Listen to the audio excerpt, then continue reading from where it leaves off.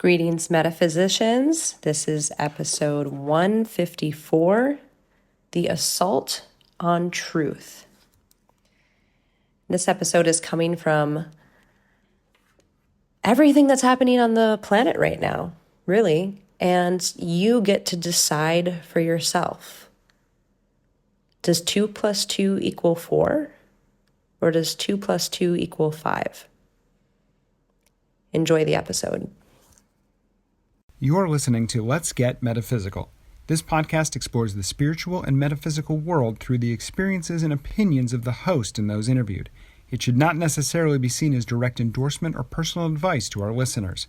We encourage you to use your own discernment, judgment, and intuition regarding anything you learn from this show. Let's get meta.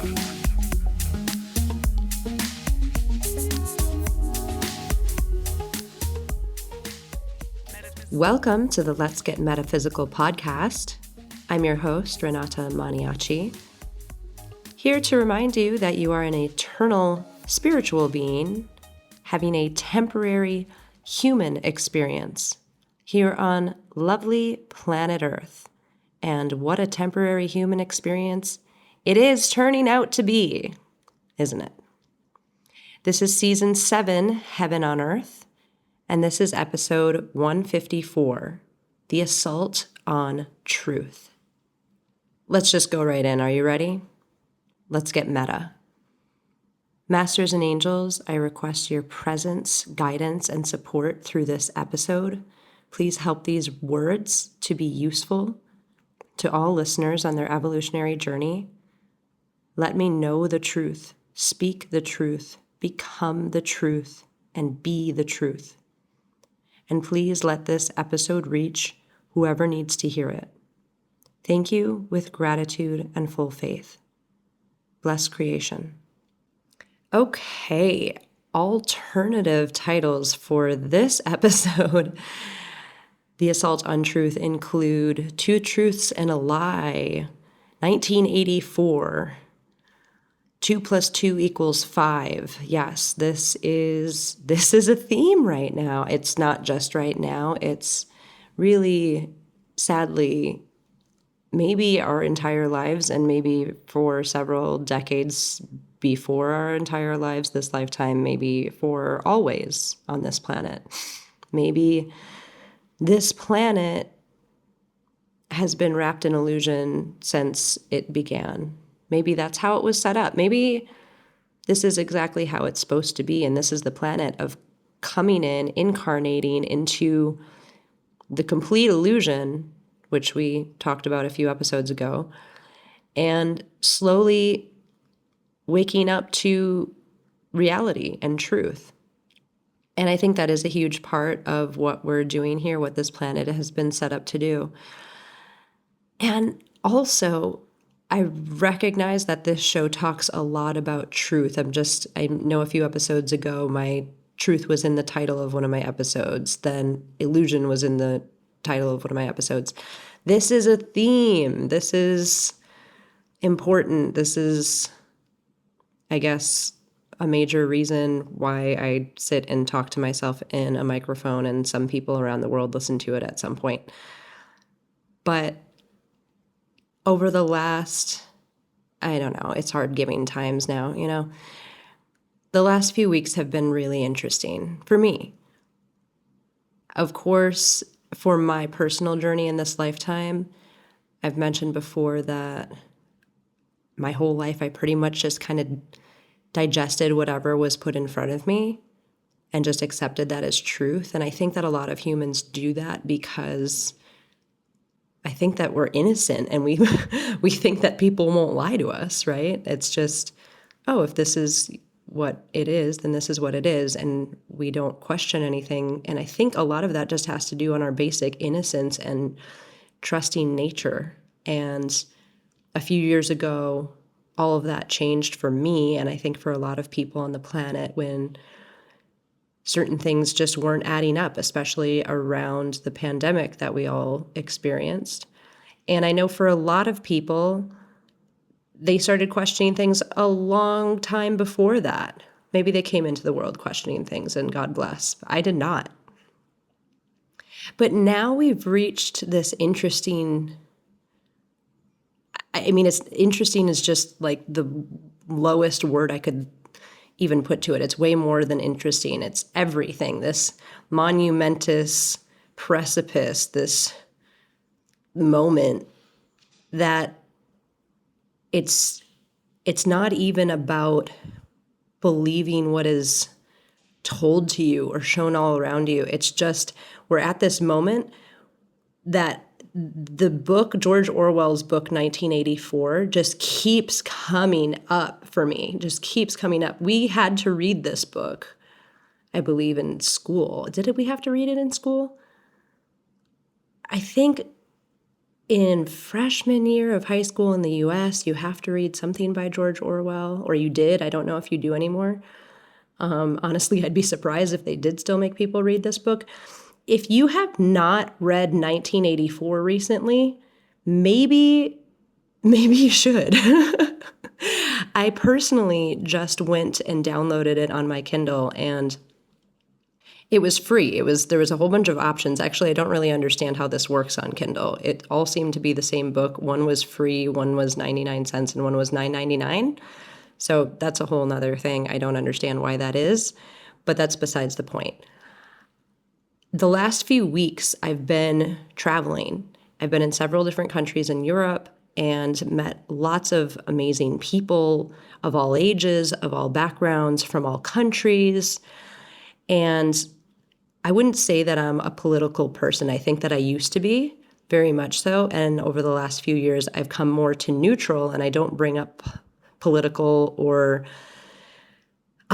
topics that are polarizing, just because for me, it's like, why? Especially when I'm traveling, it's like, I'm only going to know you for, today, maybe. And what's the point of, I don't know, being divisive about something or bringing up. Anyways, so other people have brought things up, their own opinions up about different things going on in the world, especially if they hear them from the US. I was in Europe when former President Trump had an assassination attempt on his life. So a lot of my Uber drivers are like, Trump and Biden and like what's going on in the States and all of this stuff, just because that's, it's a topic of conversation. It's kind of a big deal for a lot of people, and people bring things like that up. So I guess my point is, over the last several weeks, I've had more of an amount of conversations that were started by other people about topics that can be fairly divisive, just because I'm traveling and there's people from all different walks of life. Whereas in the United States, I think you're either in a friend group or a community that talks about those things all the time, or you're not, and people just continue to live their lives and they don't bring that kind of stuff into everyday interactions at the grocery store or in an Uber or whatever, right? So there's a lot more of this coming up now while I'm traveling outside of the US. And the Olympics are going on. So there's a lot of interesting things that have happened at the Olympics already, and that is here in Europe. And so this is all to say that we're at a moment right now, and I'm in a place right now that these conversations are coming up from people that I'm interacting with. And what I wanted to talk about today is just the wide expanse of people's realities and perceptions of what is going on the planet right now. There is not a consensus on any of these things. And I think that is what is so interesting to me. And I'm not here, and I've never been here to tell you what to think, ever. That's the opposite of what I want to do. I would love to encourage each and every person to do their own research and to have critical thinking without actually saying, this is what I think about this. And, of course, I do have beliefs. I do have my own perceptions of reality, just like any human, but I don't see it as my job to, impart that, and I can share that, but I certainly don't think that anyone should think what I think. And that's a hallmark of my personality, I think. But just the sheer vast number of intersecting and varying and just completely opposing realities that all of these people that I'm meeting are having on all of these different topics, these current issue topics, is fascinating to me. And as I said before, 1984, the book, George Orwell's book, that was written in 1949, by the way. So a pretty long time ago, has just been popping in. And so I downloaded it on my Kindle.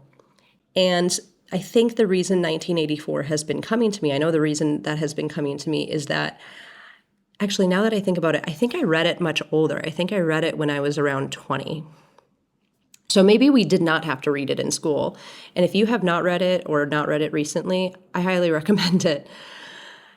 It's basically a dystopian fiction book about how the world is in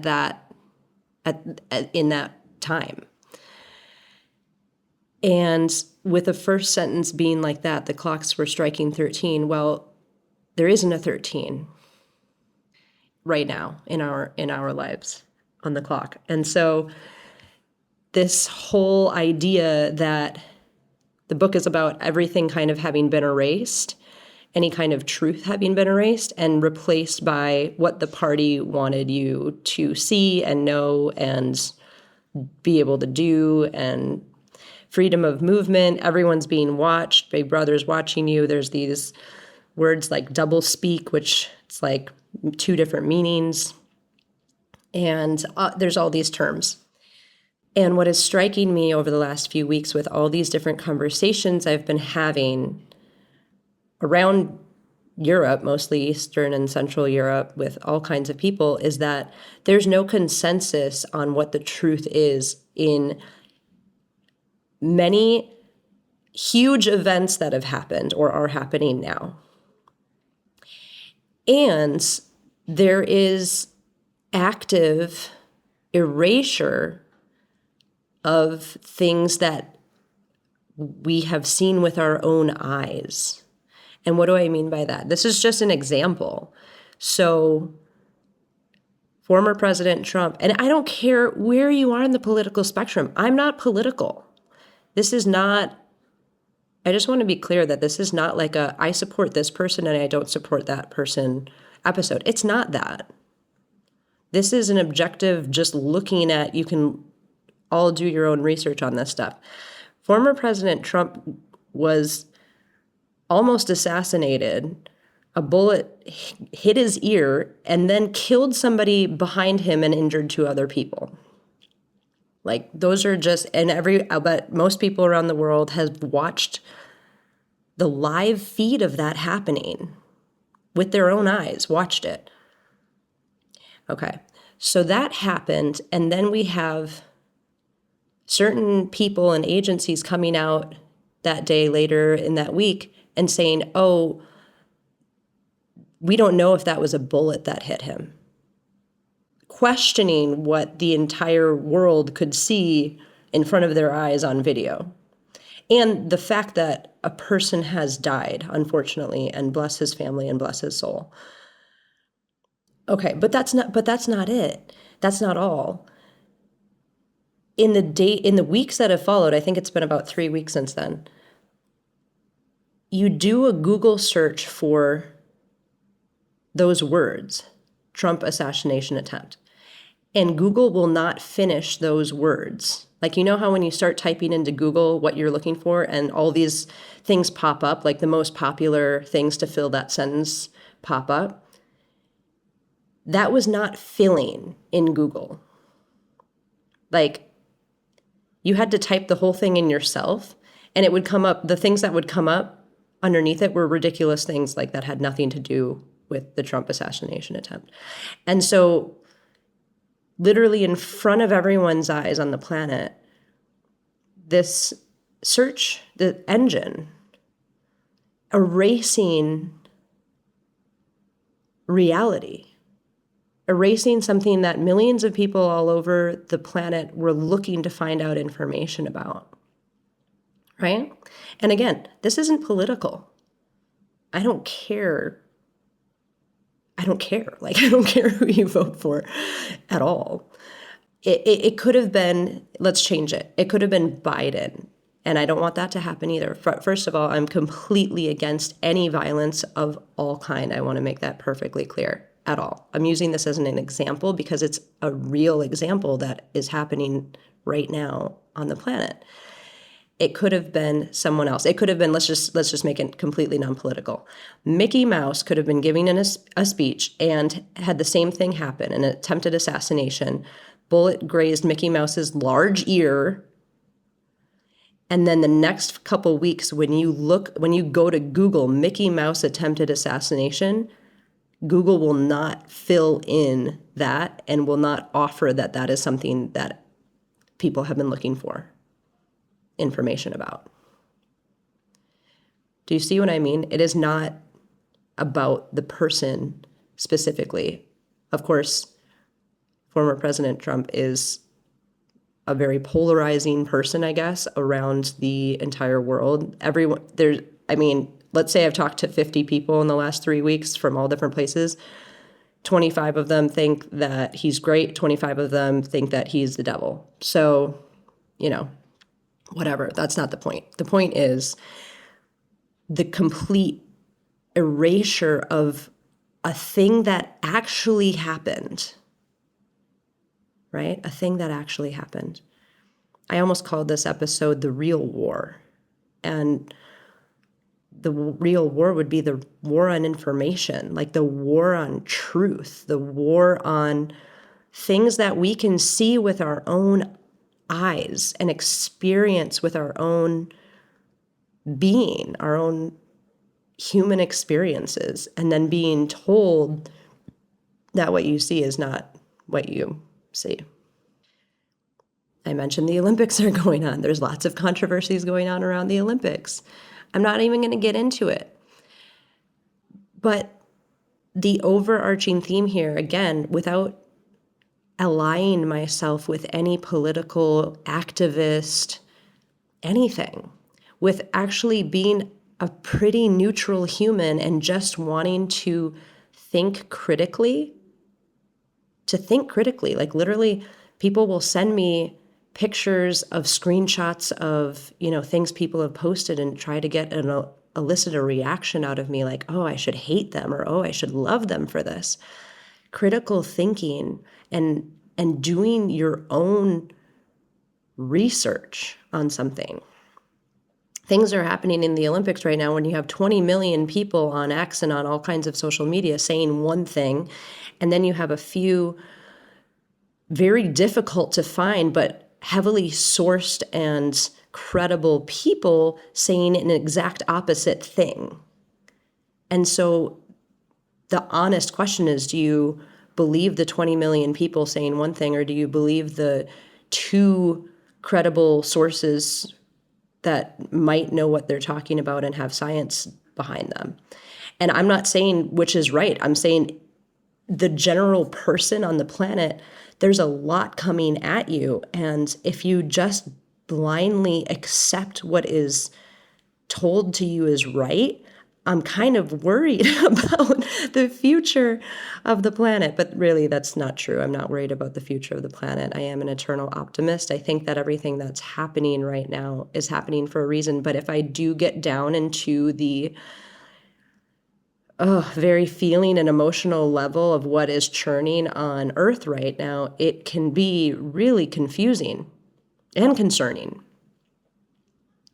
I think that's why I attempt to I keep meditating for one, and attempt to keep my vibration high so that I still can do my own research, have my own discernment, make my own choices, have my own critical thoughts, and look at all the perspectives, which a lot of people don't like to do. A lot of people don't want to do it. They're lazy, or they just already have an idea of what they want to believe. And so that's what they believe. And that's everyone's prerogative, for sure. But I think that what I'm getting at here is we're at a real moment of being told by the people who run media and news sources and governments and healthcare and education and the things that really matter to humans in this life, we're being told that 2 + 2 = 5.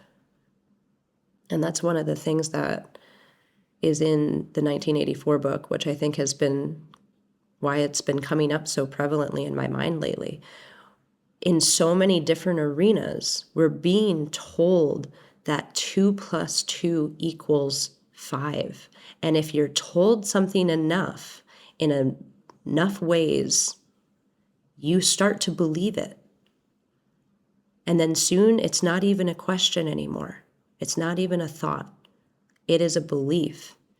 And once you have that, it's very difficult, if not impossible, to undo that.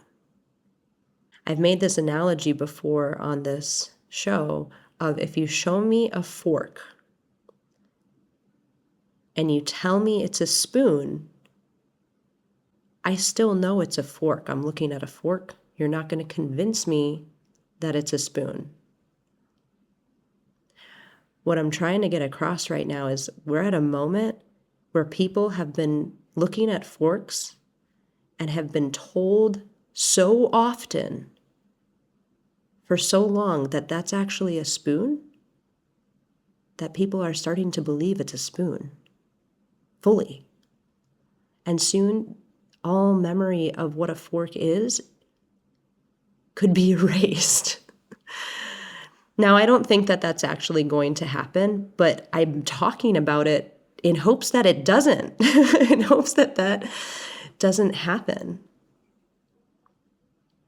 And it seems that there is large, powerful forces out there trying to tell us that 2 + 2 = 5.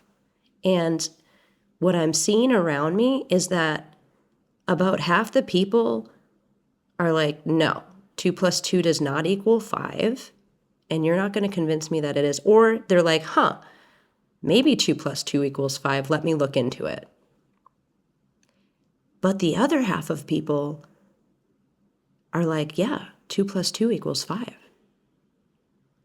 And I remember reading, now I remember, I was 20. I think I was 20 or 21 when I read 1984. So it must have been on my own. Maybe they don't read it in schools. If you haven't read it, go read it. Quick read. But I remember reading that and thinking, that could never happen. Like, this is a great story. It's a great dystopia. This is interesting and kind of terrifying to think about. But at that time, which wasn't that long ago, I remember thinking, that'll never happen. That could never happen here. That's so interesting. Like, why did he call it 1984? Like, he wrote this in 1949. Like, did he think that that was actually going to happen by the time we hit 1984? And now, over a decade later, just over, I'm sitting here like, this is happening.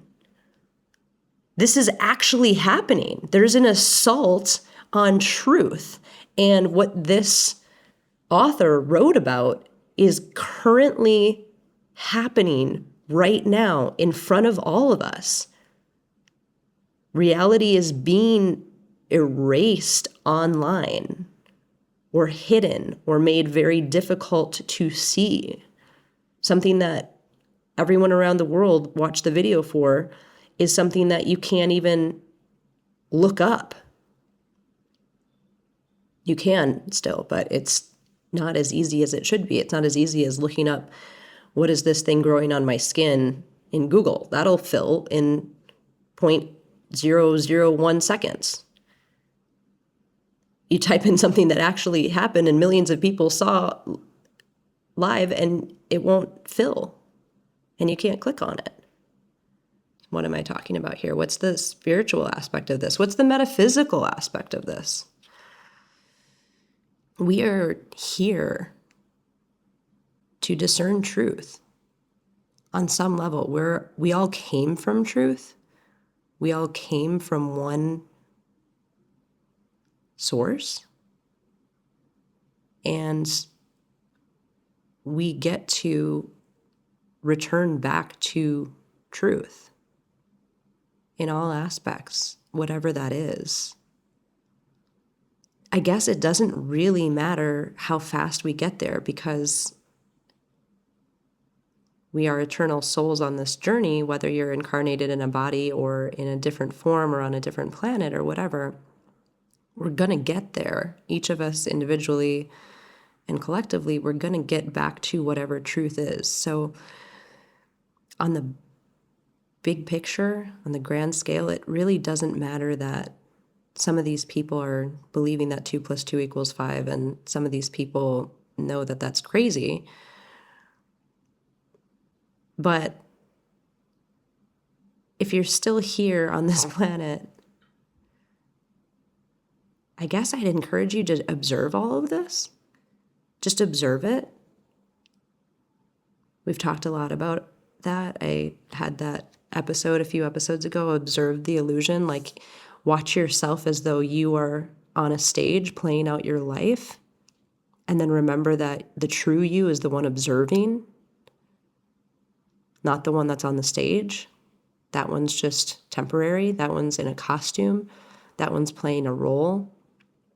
That one is acting out things that they're supposed to act out in this lifetime. But the true part is you, the observer, watching all of that. If you can do that exercise and watch yourself, then that is an indication that your soul is there. That is you. And maybe we can apply that to this situation, this earth situation that we find ourselves in, this situation where so many on the planet seem to be trying to tell us that 2 + 2 = 5. And we could go that way. There is a future. I hope not. I hope it doesn't happen, but there is a future where we could go that direction. And that 1984 would no longer be fiction. It would just be predictive prophecy back from 1949 when he wrote it. But I don't want us to go that direction, just because it would take that much longer to come back to truth and come back to all that is and to move on in our evolution. The further we get from truth, because there is truth, right? And it's not just your truth. That's one level of truth, whatever you believe and whatever you think, that is one level of truth. But there is a overarching truth. And I feel the more that we evolve and the more that we raise our vibration, the more that we raise our level of consciousness, the more truth we are allowed to see. We get to see. Like that picture where there's all the blindfolded scientists and they're all touching the different part of the elephant, right? Oh, this is a snake, says the one that's touching the trunk, right? And all of that. I think we know that analogy. But they're all blind, and so they can't see the whole. So whatever they're touching, they think is true. But of course, for them, that is true. And then remove the blindfold, and while you're all, this is an elephant. I think it's like that. I think that if we can keep removing blindfolds, because I think there are many, if we can keep removing blindfolds and see more and more of the big picture, the true picture, well, that's something I want to do. I want to do that. So hopefully maybe soon there will be another episode that's not titled The Assault on Truth. And it will be the opposite of that. The uplifting of truth, the ascension of truth, the revelation of truth. I think all of that's happening right now too. But this is just what needed to be highlighted today. So you can go forward and decide what 2 + 2 is for yourself. I'll leave it there for today. There is bonus content for this episode. It's a clearing on anything that's preventing you from seeing the truth and knowing the truth. And we have done this before, but we're going to keep doing it. We're going to keep clearing anything that we can that's preventing us from knowing the truth and embracing it and accepting it and surrendering to it and being free in our minds.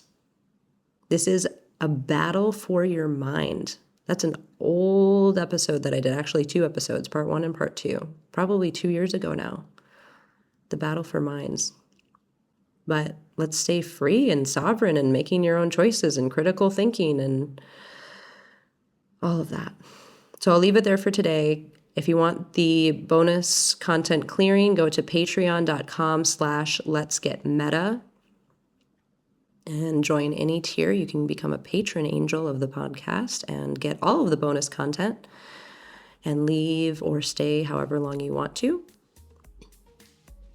Stay positive, stay safe, live in truth, and stay meta. The Let's Get Metaphysical podcast is an Up and Awaken production and is produced and hosted by Renata Maniaci. Our intention is to raise the vibration of the planet by sharing, validating, and normalizing spiritual and metaphysical experiences. The Let's Get Meta podcast is inspired by angels and supported by angels. If you would like to be an angel donor to the podcast, visit patreon.com/letsgetmeta. Thank you for listening. Stay meta. Let's get meta. Metaphysical. Let's get meta. Metaphysical. Let's get meta. Metaphysical. Let's get meta. Metaphysical.